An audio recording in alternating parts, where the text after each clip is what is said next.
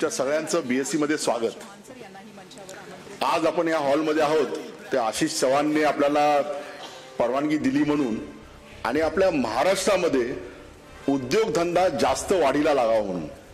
आधी सुद्धा महाराष्ट्रामध्ये उद्योगधंदे भरपूर झालेले आहेत, पण त्यात महाराष्ट्रीयन माणसं जास्त पुढाकार घेत नाहीत। त्यांना नोकरी जास्त आवडते कारण दर महिन्याला किंवा दर वर्षाला एवढे पैसे आपल्याला मिळतात, त्यात ते समाधानी असतात।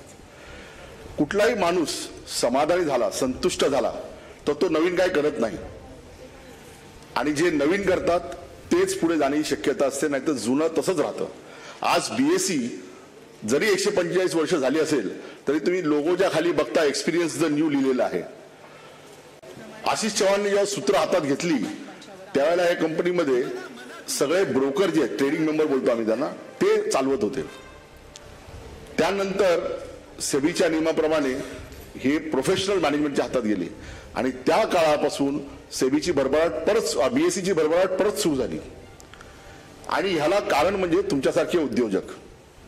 आम्ही जेव्हा स्मॉल आणि मीडियम कंपनीसाठी प्लॅटफॉर्म तयार केला 2013 साली, आम्हाला आमच्या अपेक्षेबाहेर आम्हाला लोक पुढे आली आणि कंपन्या लिस्ट केल्या। आज मुंबई बॉम्बे स्टॉक एक्सचेंज मध्ये जवळजवळ 300 कंपन्या लिस्टेड आहेत स्मॉल सेक्टरमध्ये 5000 पैकी, आणि या 300 कंपन्यांमधल्या 60 कंपन्या मेन बोर्डात गेलेल्या आहेत। म्हणजे विचार करा, तुम्ही जर 20% कंपन्या, छोट्या कंपन्या मेन बोर्डवर जर लिस्ट करत असतील तरी किती मोठी गोष्ट आहे तुमच्यासारख्या उद्योजकांसाठी।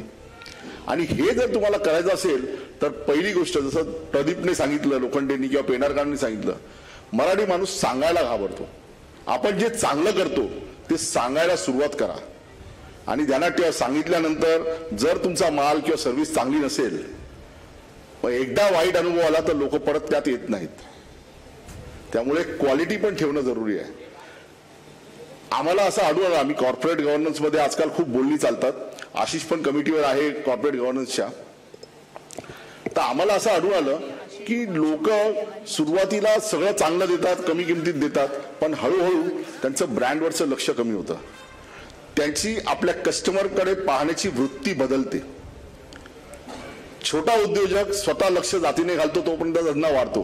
त्याला भीती वाटते की मी जर प्रोफेशनल मॅनेजर ठेवले ऑफिसमध्ये तर तो माझं काम करेल का, तो माझ्यासारखा त्यात मन लावून करेल का? करेल तो, पण त्याला तुम्हाला काहीतरी द्यायला पाहिजे, तुमच्या कंपनीतला हिस्सा। पण तुमच्या कंपनीतला हिस्सा त्याला दिलात, समजा त्याला सोडायचा असेल किंवा त्याला पैसे हवेत तर ते शेअर्स त्याला परत विकायला लागणार ना। मग तुमची जर कंपनी लिस्टेड नसेल तर तुमचा काही ना काही प्रॉब्लेम होणारच। काही बोलणार की याची व्हॅल्युएशन एवढी नाही आहे, किंवा मी एवढे पैसे का देऊ, किंवा मी शेअर का विकत घेऊ। त्यासाठी लिस्टिंग करणं फार जरुरी आहे। दुसरं, तुम्ही जर लिस्टिंग केली नाहीत तर तुम्ही मोठी कंपनी असाल, छोटी कंपनी असाल तर कुणाला कळणार आहे? तुम्ही लिस्टिंग केल्यावर लोकांना कळतं की बाबा तुमची कंपनी मोठी आहे, तुमच्या कंपनीबद्दल 4 लोक वाचतात, तुम्हाला नवीन शेअर होल्डर मिळतात, कदाचित ते शेअर होल्डर तुम्हाला तुमच्या धंद्यात मदत पण करतील, ते तुम्हाला सप्लाय पण करतील।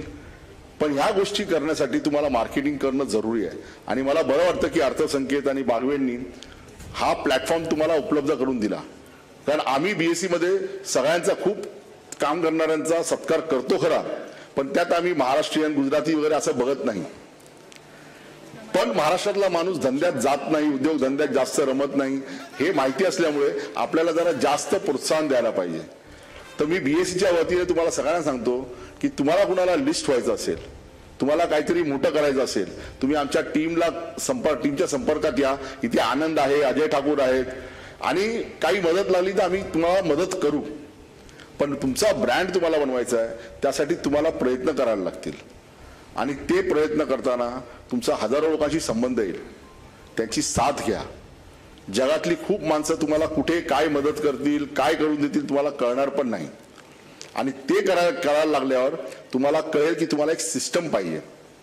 नुसतं आपल्या डोक्यावर चालू शकत नाही माणूस, कॉम्प्युटरपेक्षा फास्ट करू शकत नाही, नवीन विचार करू शकतो, पण जे रुटीन काम आहे ते कॉम्प्युटरची मदत घ्या।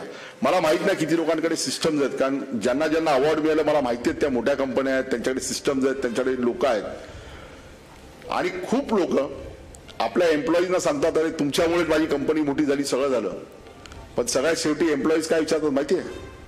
काय विचारतात? हे सगळं ठीक आहे, पण आम्हाला कधी मालक कराल कंपनीमध्ये? पगार तर देता तुम्ही, पगाराबद्दल जे काय तुमचे कमी जास्त असतील, आणि त्यांना जर तुम्हाला मालक बनवायचं असेल, तुमच्याबरोबर सहचारी बनवायचं असेल, तर माझी एक विनंती आहे, तुम्ही द्यायला शिका. जसं आपण कुठलं कोल्ड्रिंक पितो बाटलीने, तर ते हवा आत गेली नाही तर ते कोल्ड्रिंक बाहेर येत नाही. तसं तुम्हाला स्वतः हात पुढे करायला लागेल आणि मग लोक पुढाकार घेतील. दुसरं, ब्रँड बनवताना काही गोष्टी लक्षात घेणं जरुरी असतं. आपण तो वरचेवर बदलायला नाही पाहिजे. लोकांना ब्रँड, त्याचा लोगो, याच्यावरून काय प्रोडक्ट आहे, कुणाचा प्रोडक्ट आहे कळत राहतं. आणि एकदा ब्रँड वाढला तर तुम्हाला एका धंद्यापेक्षा आणखीन वेगळ्या धंद्यात जाता येतं. तुम्ही एकमेकांवर कोलॅबोरेशन करू शकता. तुम्ही सगळ्या मोठ्या कंपन्या बघाल तर ते नवीन नवीन कंपन्या विकत घेत असतात किंवा मर्ज करत असतात, ॲक्विजिशन करत असतात.